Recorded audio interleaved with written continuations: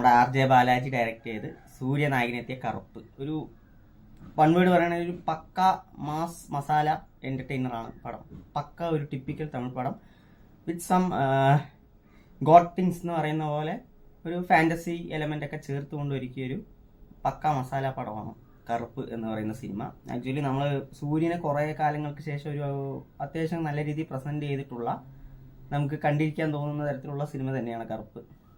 അപ്പം സിനിമയുടെ തുടക്കത്തിൽ എന്ന് പറയുന്നത് ഒരു അച്ഛനും മകളുടെ വിലപിടിപ്പുള്ള കുറച്ച് സ്വർണം നഷ്ടപ്പെടുകയാണ്.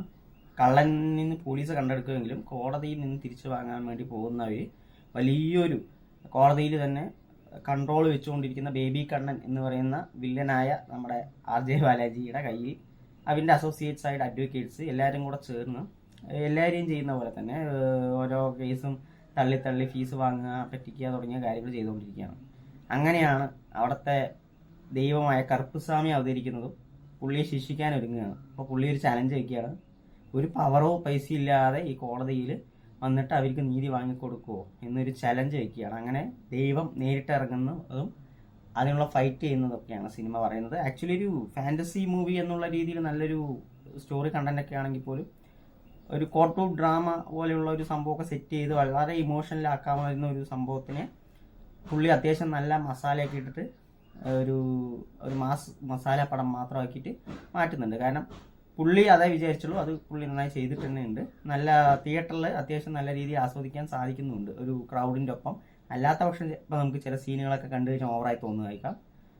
ഞാൻ പറഞ്ഞില്ല, ഒരു ദൈവപ്പടം തന്നെയാണ്. ഇപ്പോൾ കാഞ്ചനയൊക്കെ കാണുന്ന പോലെ, പ്രേതപ്പടം എന്ന് പറയുന്ന പോലെ ഇതൊരു പക്ക സാമി പടമാണ്. ആ ഒരു രീതിയിൽ കണ്ടു കഴിഞ്ഞാൽ തിയേറ്ററിൽ ആ ക്രൗഡിൻ്റെ ഒപ്പം കാണാൻ പറ്റും. പിന്നെ ഇതിൽ കുറേ കിടിലൻ റെഫറൻസുകൾ വരുന്നുണ്ട്. സൂര്യയുടെ ആണെങ്കിലും മറ്റ് പലരുടെയും റെഫറൻസുകൾ കൊണ്ട് അത് അത്യാവശ്യം നല്ല രീതിയിൽ തന്നെ പുള്ളി പ്ലേസ് ചെയ്തിരുന്നുണ്ട്. പിന്നെ ഇമോഷൻസ് ഈ സിനിമയിൽ ഏറ്റവും കൂടുതൽ വർക്കായ ഒരു സംഭവം. കാരണം നമ്മൾ ഇന്ദ്രൻസ് ചേട്ടൻ, അനഘ രവി, ഇവർ രണ്ടുപേരുടെയും കിടിലൻ പെർഫോമൻസാണ്.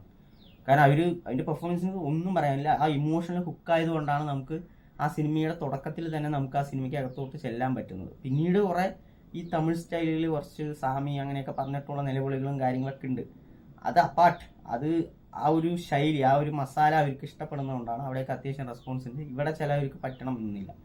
അപ്പം ഞാൻ പറഞ്ഞത് ഈ ഒരു മസാല പടത്തിനേക്കാൾ ഉപരി ഇതൊരു നല്ലൊരു സ്റ്റോറി കണ്ടന്റ് ആയിരുന്നു. മേ ബി ഇങ്ങനെയും എടുക്കാമായിരുന്നു, ഒരു നോർമലൈസ് പോലെ നമ്മൾ ഓ മൈ ഗോഡൊക്കെ പോലെ എടുക്കാമായിരുന്നു. അങ്ങനെ ചെയ്തിട്ടില്ല. സെക്കൻഡ് ഹാഫിൽ കുറച്ച് കോർട്ട് റൂം ഡ്രാമ വരുമെന്ന് പ്രതീക്ഷിച്ചു. പക്ഷെ വീണ്ടും പുള്ളി ഫോക്കസ് ചെയ്ത് മൊത്തം ഒരു മസാല ടൈപ്പ്, ഒരു മാസ് എൻ്റർടൈനർ എന്നുള്ള രീതിയിൽ മാത്രം ഫോക്കസ് ചെയ്ത് അതിന് മാത്രം ഇമ്പോർട്ടൻസ് കൊണ്ടിട്ട് എടുത്തതാണ്. കുറേ റെഫറൻസുകൾ കാര്യങ്ങളൊക്കെ വന്നു പോകുന്നുണ്ട്. ലോജിക് ഒന്നും നോക്കാൻ പാടില്ല. അങ്ങനെ കാണുകയാണെന്നുണ്ടെങ്കിൽ നിങ്ങൾക്കൊരു പക്ക ഒരു സൂര്യ ഫാനാണെങ്കിൽ പിന്നെ അതിനേക്കാൾ പക്ക തിയേറ്റർ എക്സ്പീരിയൻസ് തരുന്ന ഒരു സിനിമയാണ് കറുപ്പ് എന്ന് പറയുന്ന സിനിമ. നമ്മളൊന്നും ആലോചിക്കാണ്ടിരുന്ന ഇനി പുറത്ത് കടന്ന് പിന്നെ ചിന്തിച്ച് കഴിഞ്ഞാൽ കുറേ കാര്യങ്ങൾ അതിൽ ഉണ്ടാവും. പക്ഷേ ടോട്ടലി വൈസ് നോക്കുകയാണെങ്കിൽ ടെക്നിക്കലി ആണെങ്കിലും അഭയ് ശങ്കറിൻ്റെ ബാക്ക്ഗ്രൗണ്ട് സ്കോർ ആയാലും എല്ലാം അത്യാവശ്യം നല്ല രീതിയിൽ കൊണ്ടുപോകുന്ന ഒരു സിനിമയാണ് കറുപ്പ് എന്ന് പറയുന്നത്. സൂര്യനെ കുറേ നാളുകൾക്ക് ശേഷം നല്ല രീതിയിൽ കാണാൻ പറ്റി. അപ്പോൾ പുള്ളി അതിലൊരു ഡയലോഗ് ഉണ്ട്, കൊഞ്ച നാളില്ലാമ പോകുമ്പോഴേക്ക് കുളിർ വിട്ടു പോച്ചടാ അങ്കിൾക്ക് പറഞ്ഞ പോലെ.